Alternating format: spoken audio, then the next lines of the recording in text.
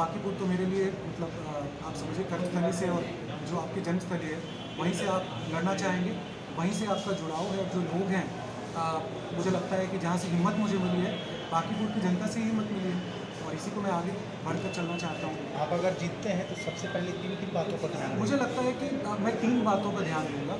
एक तो शिक्षा पे ज़रूर ध्यान दूंगा। मुझे लगता है कि शिक्षा जो है बदलने की ज़रूरत है और बहुत ज़बरदस्त बदलाव की ज़रूरत है। दूसरा, मैं यहाँ की जो परिवहन व्यवस्था है उसको बदलना चाहूँगा। मुझे लगता नहीं कि यहाँ की परिवहन व्यवस्था बिल्कुल भी सही है।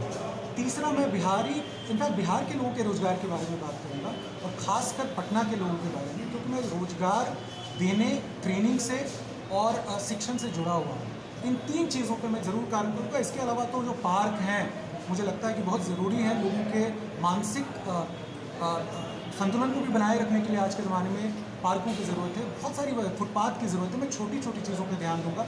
मुझे लगता है बड़ी चीज़ों के लिए तो बड़े लोग हैं ही, तो अगर मैं छोटा सा भी ये बदलाव कर सकूँ तो अपने आप को मैं सफल हूँ। जन समस्या को किस तरीके से आप देखते हैं? जन समस्या देखिए 2 चीज़ों से आज, एक तो आपके माध्यम से मैं लोगों को जन समस्या जो हैं उसको पहुंचाना चाहूँगा और मुझे अब रोड पे उतरने की मेरी पूरी प्लानिंग बनी हुई है। तो लोगों के साथ संवाद, जाना, अभी कोरोना का समय है तो उसके चलते जो है आपको रुकना पड़ रहा है, लेकिन मैं बता दूं मैं चुनावी मेढक नहीं हूँ। आप मेरी सक्रियता चुनाव के बाद और भी ज़्यादा देखेंगे कि बाकीपुर इसलिए कि मेरी ये जन्मस्थली है और मेरी कर्मभूमि भी है।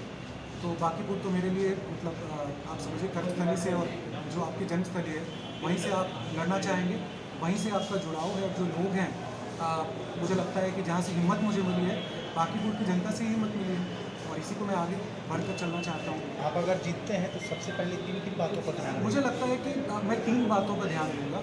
एक तो शिक्षा पे ज़रूर ध्यान दूंगा। मुझे लगता है कि शिक्षा जो है बदलने की ज़रूरत है और बहुत ज़बरदस्त बदलाव की ज़रूरत है।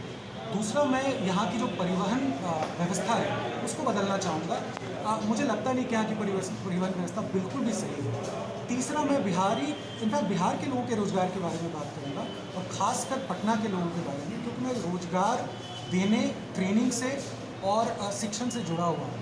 इन 3 चीज़ों पे मैं ज़रूर कार्य करूँगा। इसके अलावा तो जो पार्क हैं मुझे लगता है कि बहुत ज़रूरी है लोगों के मानसिक संतुलन को भी बनाए रखने के लिए। आज के ज़माने में पार्कों की ज़रूरत है, बहुत सारी फुटपाथ की ज़रूरत है। मैं छोटी छोटी चीज़ों पर ध्यान दूंगा।